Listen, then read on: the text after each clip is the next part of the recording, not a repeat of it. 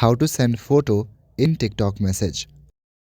Firstly, navigate to the TikTok app and open it on your device. Now from the bottom panel, go to the inbox section. On the inbox section, click on the chat where you would like to send the photo. For example, I have opened this chat. At the bottom, you should see your message box. On the right side of your message box, you should see two icons. The circle icon is for stickers and the square icon is for pictures. Click on the picture icon and you should see a menu like this.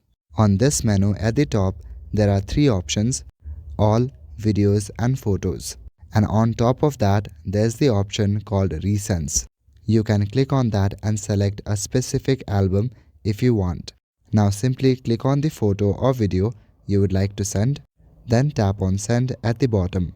And just like that, your photo or video will be sent. That's all for today. Thank you.